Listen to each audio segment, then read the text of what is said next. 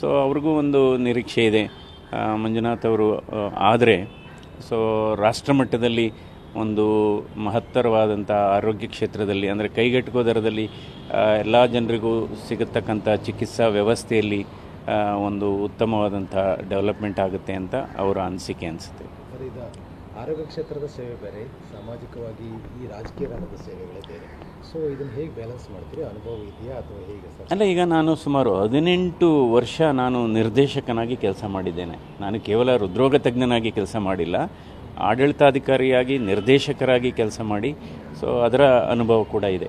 So ಅದು ಕೂಡ ಅಂದರೆ ಆಡಳಿತದ ಅನುಭವ ಜಾಸ್ತಿನೇ ಇದೆ. ಯಾಕೆಂದರೆ 18 ವರ್ಷ ನಿರಂತರವಾಗಿ ಸತತವಾಗಿ ನಿರ್ದೇಶಕರಾಗಿರೋದು ಸುಲಭ ಅಲ್ಲ.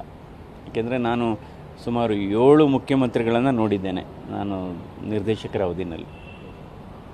ದೇವೇಗೌಡರ ಕುಟುಂಬದ ಹಿನ್ನೆಲೆಯಿಂದ ಬಂದಿರುವ ಕಾರಣಕ್ಕಾಗಿ ರಾಜಕಾರಣ ಸುಲಭ ಅಂತ ಅನಿಸ್ತದೆ ಹೇಗೆ?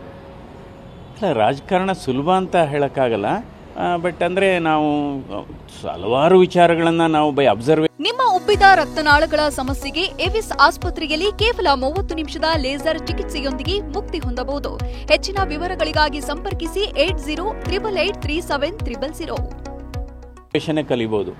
ನಾನು ರಾಜಕೀಯ ಹಿನ್ನೆಲೆಯಲ್ಲಿ ಬಂದಿದ್ದರೂ ಕೂಡ ನಾನು ರಾಜಕೀಯದಿಂದ ದೂರನೇ ಇದ್ದೆ. ಬಟ್ ಆದರೆ ನಾನು ನೋಡಿದ್ದೇನೆ ರಾಜಕೀಯ ಅಂದರೆ ಏನು, ಯಾವ್ಯಾವ ರೀತಿ ಮಾಡಬೇಕು. ಅಂದರೆ ನಮ್ಮ ಮನಸ್ಥಿತಿ ಬಹಳ ಮುಖ್ಯವಾದದ್ದು. ಈಗ ಜನರಿಗೆ ಒಳ್ಳೇದು ಮಾಡಬೇಕು, ಸಮಾಜಕ್ಕೆ ಒಳ್ಳೇದು ಮಾಡಬೇಕು, ಪರಿವರ್ತನೆ ಆಗಬೇಕು, ಸುಧಾರಣೆ ಆಗಬೇಕು. ಅಂದರೆ ಈ ಕೆಲಸ ಮಾಡತಕ್ಕಂಥ ಸಂದರ್ಭದಲ್ಲಿ, ಅಭಿವೃದ್ಧಿ ಕೆಲಸ ಮಾಡತಕ್ಕಂಥ ಸಂದರ್ಭದಲ್ಲಿ ಎಲ್ಲ ಒಟ್ಟಾಗಿ ಕೆಲಸ ಮಾಡಬೇಕಾಗುತ್ತೆ. ಅದು ಚುನಾವಣೆ ಸಂದರ್ಭದಲ್ಲಿ ಮಾತ್ರ ಒಂದು ಪಕ್ಷಕ್ಕೆ ಇನ್ನೊಂದು ಪಕ್ಷಕ್ಕೆ ಸ್ವಲ್ಪ ಸಂಘರ್ಷ ಇರ್ಬೋದು. ಬಟ್ ಚುನಾವಣೆ ಆದಮೇಲೆ ಎಲ್ಲರಿಗೂ ಒಟ್ಟಿಗೆ ಸೇರಿ ಕೆಲಸ ಮಾಡಬೇಕಾಗುತ್ತೆ. Good luck sir. ಒಳ್ಳೆಯದು.